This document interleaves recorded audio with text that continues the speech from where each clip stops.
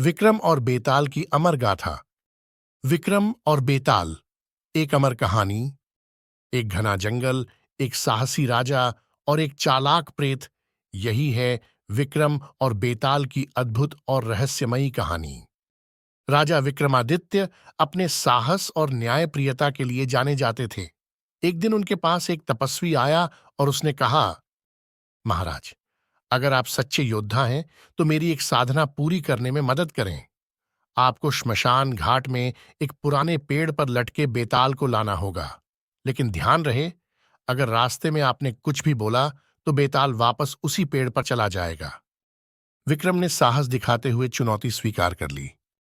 विक्रम ने जंगल में जाकर बेताल को पकड़ा। बेताल ने कहा, अगर तुमने रास्ते में चुप्पी तोड़ी तो मैं वापस पेड़ पर चला जाऊंगा, लेकिन अगर मैं रास्ते भर तुमसे बात नहीं करूंगा तो मेरा मन नहीं लगेगा। क्यों ना मैं तुम्हें एक कहानी सुनाऊं? राजा ने हामी भरी और बेताल ने कहानी शुरू की। एक राजा था जिसके राज्य में दो दोस्त रहते थे। दोनों अपनी जान की बाजी लगाकर एक दूसरे की मदद करते थे।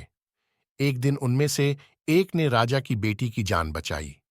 बदले में राजा ने अपनी बेटी की शादी उससे करने का वादा किया, लेकिन राजा का वादा बाद में भूल गया।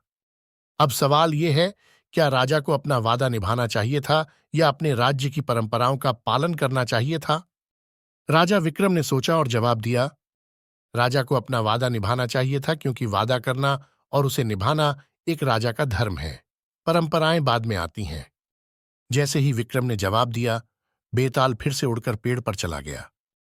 हर बार विक्रम बेताल को पकड़ते और बेताल एक नई कहानी सुनाता। कहानियां सरल नहीं थीं, वे जीवन के गहरे प्रश्नों और नैतिक मूल्यों से जुड़ी थीं।